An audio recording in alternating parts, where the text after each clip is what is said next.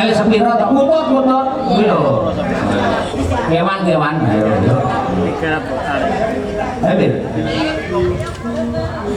Ayo. Aku guyu telepon jare Mas. Meremo. Kaya anu kan karo sayur Prabu, kan sayur Prabu gila merem. Iya. Manuk Mas Arif ireng. Guyu.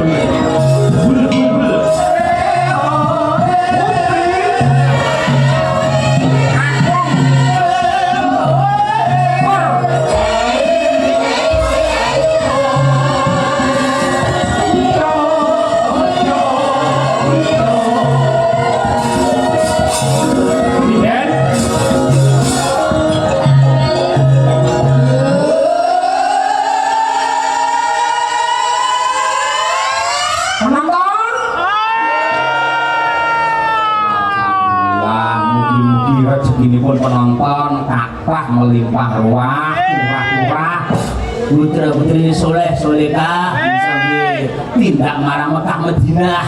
Amin. Orang itu gacah. Oh iya. Ya per Mbak Minong nawang sih. Ada mobil terus mangan.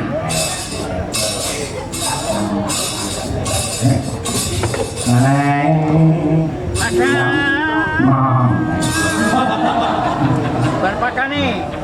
Ada mau.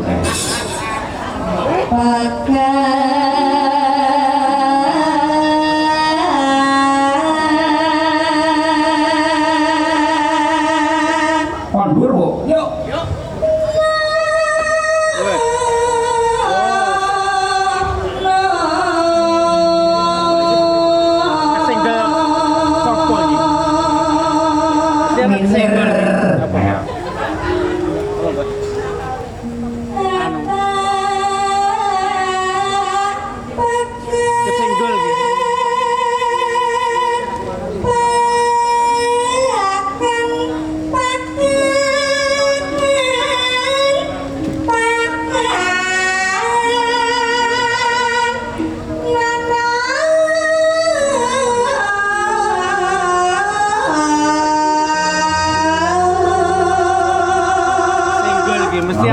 Mas Adit enggak untuk Mas Adit kalau ngerti sebagai dijak Mas Adit tanggapan iya dong mata nyopet tanggapan ayo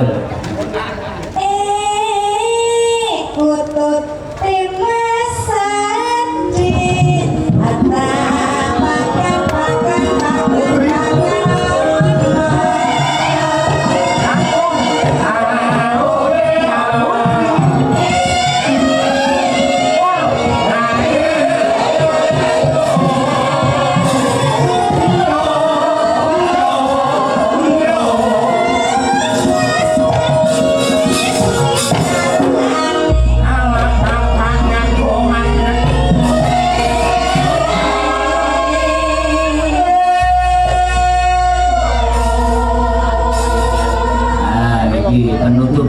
dan khusus kaler meneng dan dia supir Nawati itu tuh mbak sampean ra iso meneng iya kenapa toh anggar pas entar-entaran itu harus saya toh saya itu dari atas bisa loh iya anggar mau entek kok saya loh sing jenenge wayange lakone iki intine ning entekan padha karo gending iki intine ya mungkin kari dhewe ngene iki wis to ora Sinama Parijata apik ngarep mburi karo mangune ra iso karya nak sing sami sama kali oh iya sama nah muni ra iso Sinama Parijata paham ya paham dong Pak dong ayo dong ayo tak baik-baikin nggih nanti Pak Bupati isin boleh Dewi ya mrene kisinan ra apa-apa sia-sia ora iya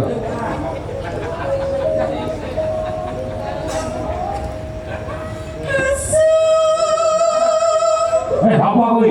Apa ini kok langsung masuk kerah lho? Enggak Pak Yoyo belum selesai. Karena mulut saya itu harus menyesuaikan sama gendarnya Mazda. Lama kan saya enggak apa tuh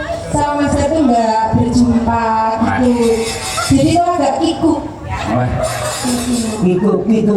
Ya, apalagi rambutnya baru tuh saya jadi agak gimana gitu. Beda kayak apa? Masker diudunkan sedikit masker. Video kayak besar panggung, dar. Udah diudunkan sedikit lah. Berarti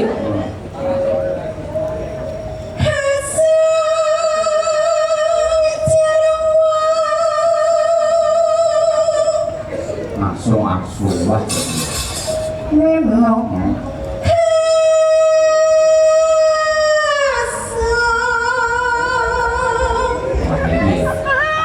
Sabun pas Mas Dar. Oh, pas oleh ayo. Ikutin suara saya ya. Iya.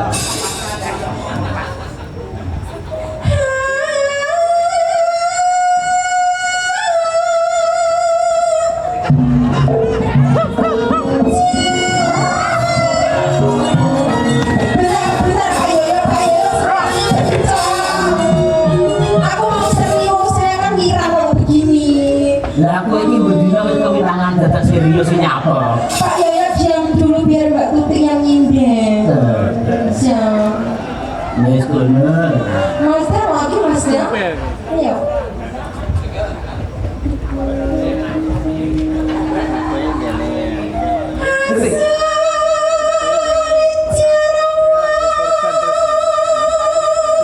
Korban.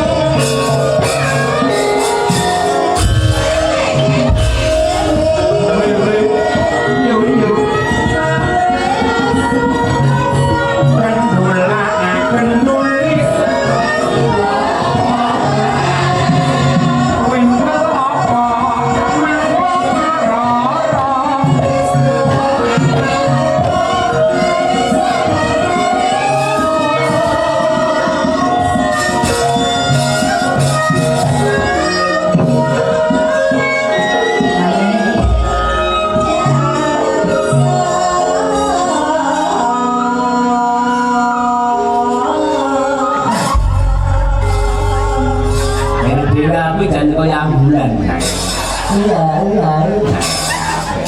Ini kasih. Majulang ini majulang. Alhamdulillah santai wae Mas, setengah siji Mas. Sakit. Saya esuk diberi ketoke saya perawatan. Pripun maksudnya? Lah nika swantenipun beda-beda berkarakter kali Mbak Dari atau Mbak Sing nika.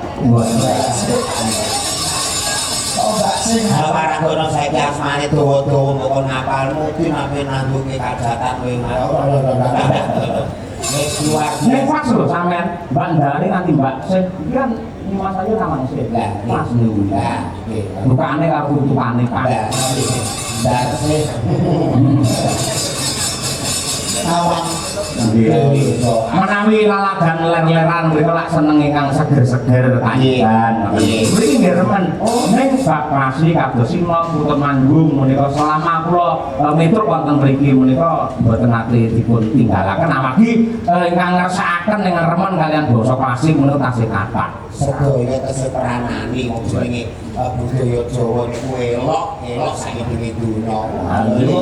Wong Jawa iki kudune ra bersyukur sampai ditiru karo luar-luar negeri kae ditiru Jawa kabeh. Kok sampean kok sakit ngomong lah peralatan dapur diabadikan di luar negeri. Napa? Peso dadi mata uang Filipina. Wong Jawa suka ya kene peso diwirine sono dituku-tuku. Saking ajine pesone wong Jawa.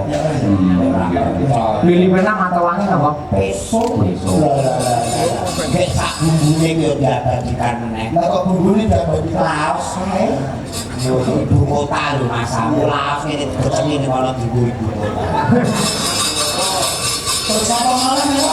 Sing dagem bangen luar negeri lho. Apa neh iki? Sing wong Jawa iki lho. Wong Jawa iki diburi mana ku akeh to, Lek. Apa-apa. Ketok yo tak kae yo tiru-tiru wong Jawa. Ceritane kan ning Indonesia ning alas to. Terus lah wong Jawa ngene. Apa itu bisa kijang-kijang mulai diujar motor kijang. Ya kalau iso kae diarani sepion barangnya piye? Oh, alah sepion niku nggih ing Jawa khususnya make Madiun. Kok iso? Lah niku pripun to? Londo niku gadah kanca tiyang Jawa. Nggih. Sepi Mister Nyabrang ngoten lho. Oh, bunine sing bocane jenenge apa? Jenenge niku Yon. Oh, ono nggih. Yon. Tandane Yon.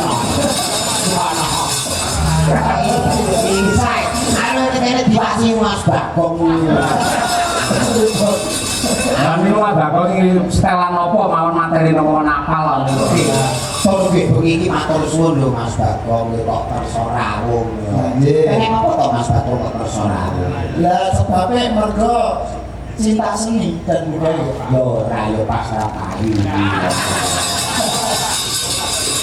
Apa ya ora panjenengan iku seneng karo nak budaya apa meneh angon aku mbek diri perdana dan pertama suwane Madiun. Nggih. Iya nuwun masuk romblo waras dolen-dolen ngantek wong dadi. Wong yo. Lah kancane sapa ngono? Ngantek wong sing durung kono seni dadi nutep. Wong ya didol hati-hati. Iya wae dhewe lho ya. Wong niku Mas Bagong niki kali kangen-kangenane rumiyin kancanipun nggih kula nalika teng kos. Sak kosan kali kula kali Mas Heru sing ngedang niku riyen sak kosan. Nek kanca iku lahir batin yo kene ayu kono ora nek yo kudu yo. Kene iki tegese sampean sing payu ngono to. Jenengan to kula nurut jenengan kok. Lah kene butut masa yo kudu lho, disindas saya saru. Nek lak niki wae hitunge dhewe-dhewe kali Pak Samsul kula piyambak jenengan nggih piyambak. Tegese jenengan mboten ngetutne kula. Oh, nggih berarti dhewe-dhewe nggih. Nggih dhewe-dhewe. Lah nek mau biyo ini. Mboten tegese manajemennya tertata dengan baik. Dan kula mau mikir kali rombongan kaya bentuk niki kan sampeyan iki men Pak Samsul men panitia mawon. Dadi pamanene apa wae ngoten niku kaya jaman riyen nate mun wonten pelawak mung limbukan tok dipotong kali panitia nate. Lah kula men mboten resiko men panitia langsung kalian pihak pelawak itu. Alhamdulillah niki berarti nek ngono sak goro-gorone to imbang. Gak lucu. Ibu bapak tayang kok. Jadi sebenarnya kita biasanya dengan itu lah duit campur sari Mas Bola Mas Nanda ya jos ini kita kamu duduk lintang Asmoro tak boleh ini warang guna saya kaya lintang Mbak Tuti nah itu Lintang Dadu tapi sama nyebut gitu ayo Ti Kiai Jawa ini terkenal iki asmane iki Buri Dewi. Oh, ngoten. Kaya pendirane Bu Kesi kaya yo nalika isih lekake nek nang sumur bareng-bareng yo. Kok ora ndang makan apa sih? Ngono. Oh, si Buri ya. Teh Buri. Sahnya ngono. Ayo ya. Ayo. Ayo cah iki sambil wong. Anu Mbak Dari nomor sinten iki? Mbak Dari terus. Mbak, aku tadi ngepen. Kampluk ipet. Itu Ti. Di mana? Good morning Mas Jalan. Mas Jalan. Yes, please kami yang ngatiko. Iya. Aku dituntun. Wah, Mandan wis ora jalan yeah, that is my friend, this beautiful, speak English. Please come here, Betsy. Oke. Wow, ini. Bokong saya sakit bentar. Ayo. Ini hati-hati ya. Ini ada granatnya. Oh, percaya. Nanti bisa berdua. Ini, ada kiai mau kita lihat biaya terus mobil kayak sound control ini dia perawatannya khusus. Nanti kalau di apa dipegang bisa meledos kempes saya. Oh, lah situ meledos yang sini kan do. Siap. Ya. Gimana Mas Jalang? Niki kali sinten niki duwete? Niki kali sing raine rada apik nek kula niku badhe kira-kira. Waduh. Isa pira? Aduh. Yakin? Lah sene solasene masjid iki sapa Mas Amu? Jenengan. Ya sampean. Template teri. Menurut jenis sambal. Aku ketemu jenengan ini menjadi terinspirasi. Terus Kok bisa inspirasi? berkarya menghidupkan suasana.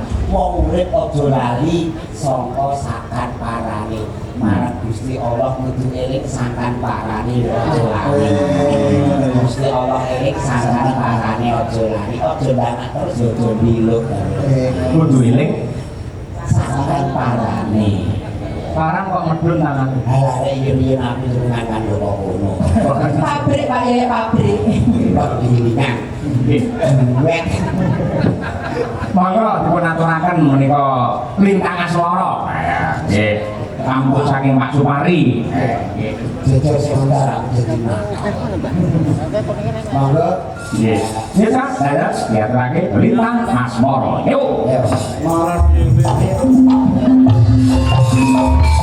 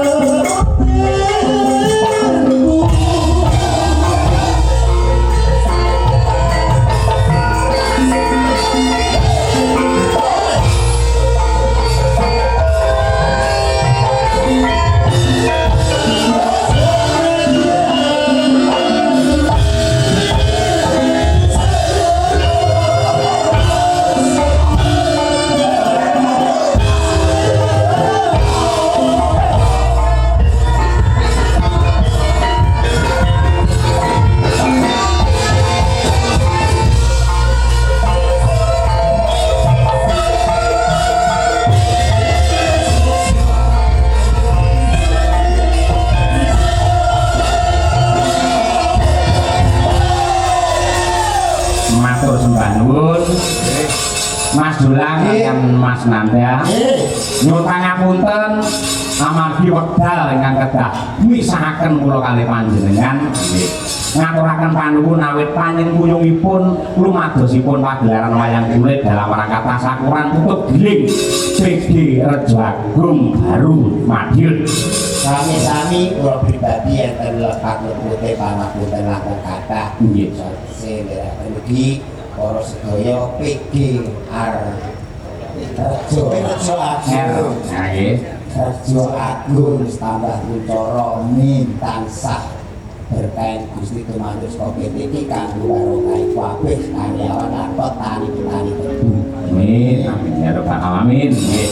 Mugi-mugi saya melejit saya jaya pikir Agung Baru dan tidak ada lelahnya untuk melestarikan ngrungkepi lan uga urip-urip kalian budaya yang dados jati dirinipun bangsa Nusantara.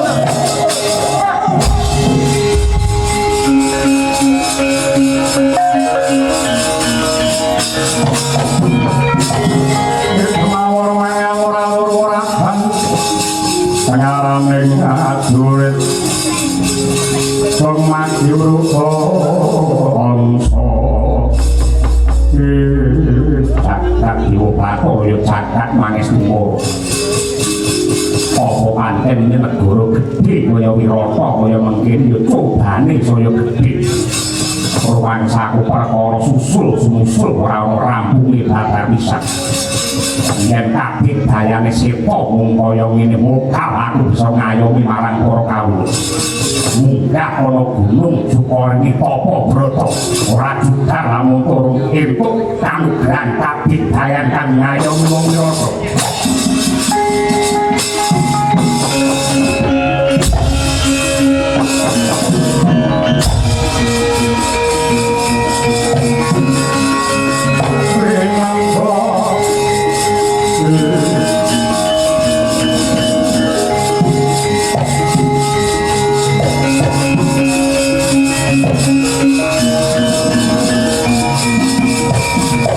Oh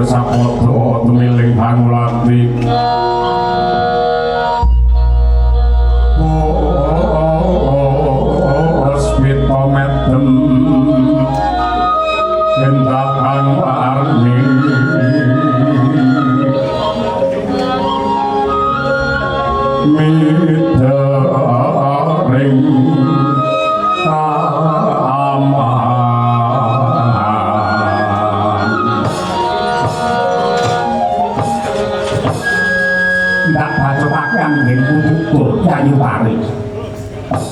Lah gandeng ripalungguhan iki Wirata dirampit musuh kaya sing wis dak kandhake. Perintah dawuh saka Rama Prabu supaya pun Kakang Kuntara anganti siadi lunga saka Kedaton. Merga apa? Sing diancam, sing diincim, sing diincer dening Ratu Trigarta Susarma ora liya kejaba pengin mondhong lawan sliramu Yayu Tari. Kula kang mangkon ayu ing dadak kanthi ninggalake Kedaton Wirata Yayi. Kula sewu jumbo kalian mangan di Paduka Kakang Mas Utara bilih palungguhan samangke Rama Prabu Masopati Kakang Mas Seta lan ugi Yayu Utara sampun mabur juraning griya wonten madyaning kabaratan. Lah kok pun sewu kula kalian jengandika enak kapenak anggenipun badhe ngungsi dhumateng bilahinge kados mekaten. Monggo Paduka kalian kula menika ala tanpa rupa inggih jiwa satriya. Tegesipun mukti apa mati dipun lampahi sesarengan. Kok kirang terpenuhi palungguhan samangkin negari Wirata menawi panandhang kados mekaten lajeng kula kaliyan jengandika kok banjur oncak saking perkawis menika. Oleh Paduka kepareng daratur kula boten badhe nilaraken Kedaton yen pancen negari Wirata mangke badhe bedah. Kula pedah kasulayak badhe pas lair batin tinimbang ngraosaken kamukten kawibawan kanthi ancik-ancik bangkinipun tiyang sak negari Kakang. Sonya patonggo windu wiyat amun-amun lirku mampang malepik mantolot balat cakap ibu batur cakap nangis sungguh lihat ini marem lan tentrem rasaku lega krungu apa kang dadi aturmu ya. Yen pancen pikatmu kaya mengkono tanggurmu pun Kakang mung bakal condong lan rumaja. Srepine pun Kakang uga bakal madhep senopati. Aku iki jinejer satriya aja nganti kaya wastra lungset ing sampiran. Aku kepengin mundurake para Satapura ingkang rampit saka mburi kanthi cara nitih kreta pusaka Kyai Garudayaksa. Ning upamanipun Kakang dadi senopati sapa kang dadi suku sirih kula saged dados usir kowe wong pandu.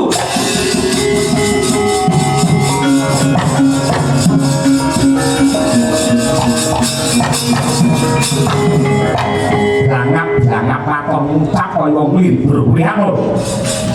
Ora oleh mripatmu kowe iki wong pandu. Gaweanmu mung beksa karo ura-ura. Lah kok arep dadi kusir iki karepmu piye?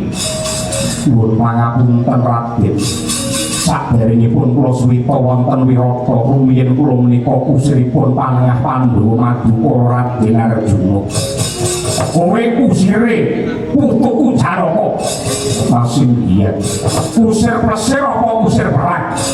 Nggih kusir perang. Lah, yen ngono kowe wani ngendhaleni Rata Garudayaksa sing gedhene petang kreta lumrah. Nggih wani dadi kula cobi. Bagus. Ayo siogring diri sawi brigadi. Sewang-sewangan Yayu Tari. Mbah kula ingkang miring Paduka mugi-mugi lanang juretipun Kakang. Ya, muga-muga kamu simurusi.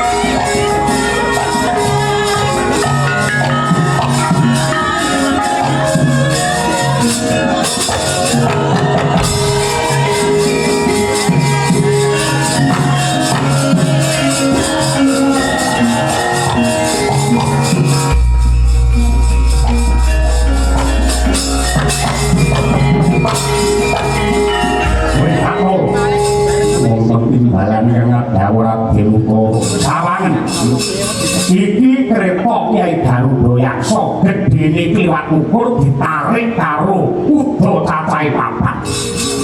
Bani tenan meninggi wangi badhe kula cobi bagus. Ayo lenggao ana pakusiran ning sadurunge kowe munggah. Kowe kudu nyembah ping 3 luwih dhisik. Yen ora ana kuwalate lelakon yo nyalahke lawan Utara. Meninggi pakusiran baru.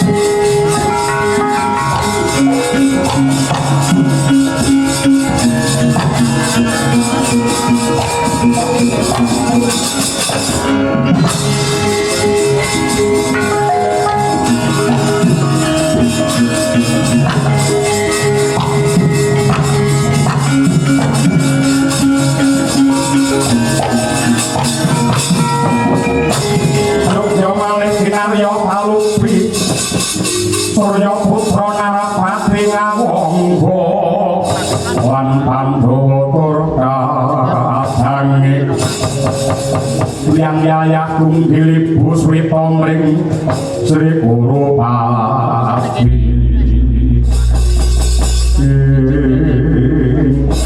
Paman Patih Haryo Sengkuni paman kalen wonten timbalan ingkang ngadhawang Kirtasukarna. Ora kuwi mirsani paman. Menika wonten wujudipun kreta ingkang agengipun liwat ukur. Mandang anrajang magut wonten palagan. Menika kreta menapa paman? Inggih menawi boten lepat menika Kyai Garuda Yaksa kreta pusaka Wirata. Ingkang madhep dados Senopati Nitirata sinten? Menawi boten Prabu Masopati inggih para putra putranipun. Dalah menawi mekaten mangprentahaken para Sata Kurawa dipun udani Jemaring ngestakaken dawuh.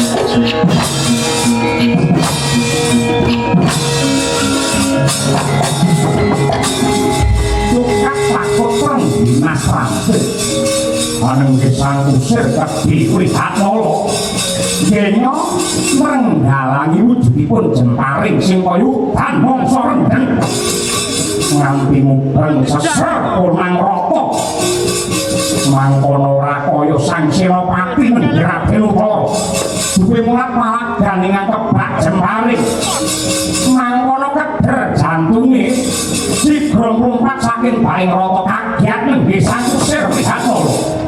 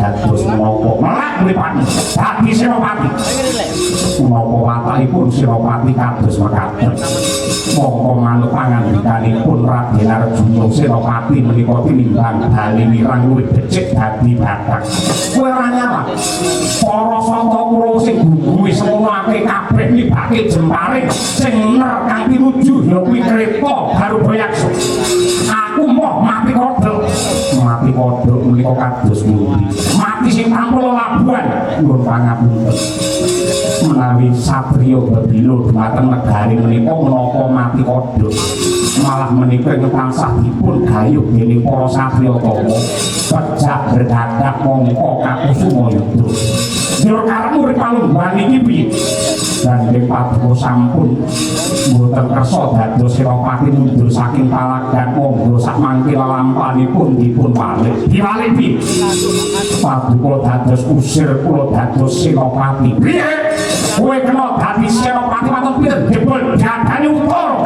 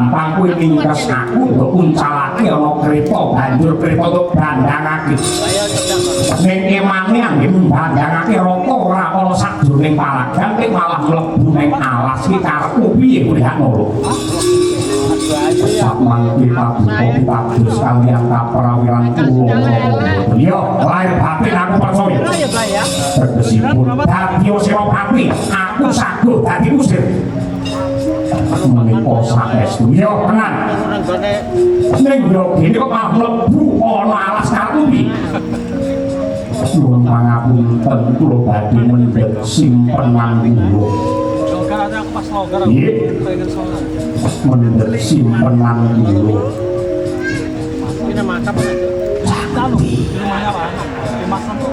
pangestian manging pusaka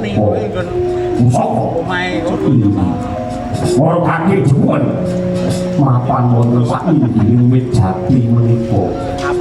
Jumun Paduka dados menapa aku dadi usir wis Senopati wajibanipun usir manut ing perintahe Senopati kula nyuwun tulung dhateng sang usir kula menek mendhet pusaka kula sebenarnya nggak ada sokone aku anak ratu mosok yang ini konten sing pinggir kuwi milih dadi Senopati apa milih milih menek ingat ki nonton ilahane dong wah kowe ketemu ning kene babar pisan kanugrahan saka Gusti lantaran kowe kok lha aku arep njaluk tulung karo kowe dini yo to tak makili dhewe iki lho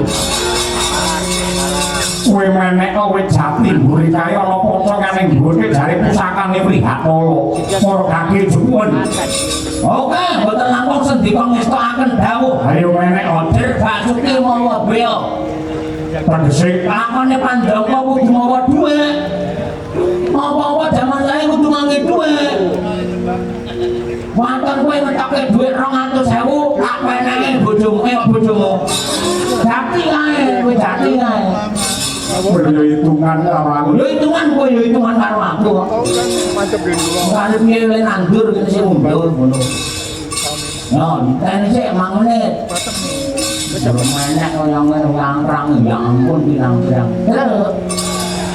Apa? Suruh ya? Murah. Aku, pengen lah, duit 50.000.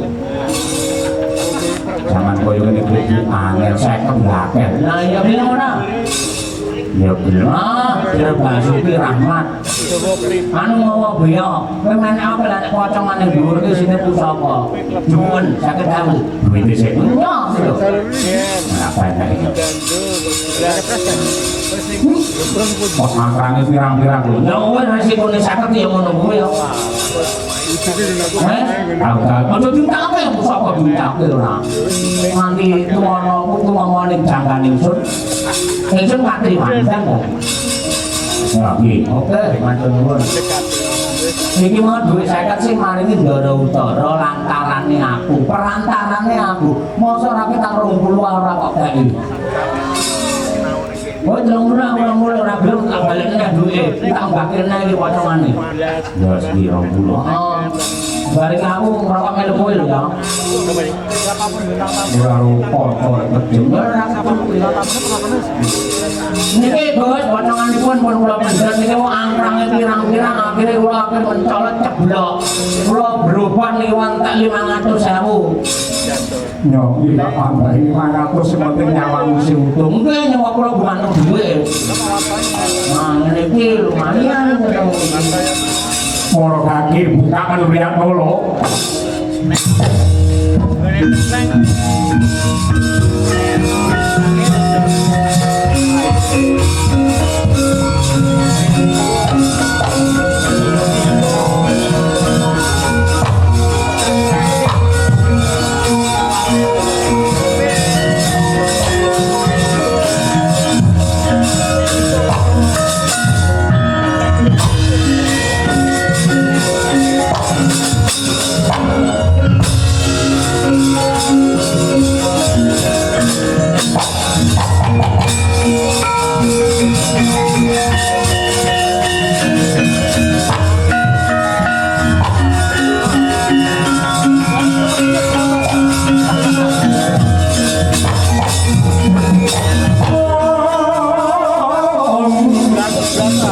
Saranane wong nyuwun luhung tetap apa kurang guling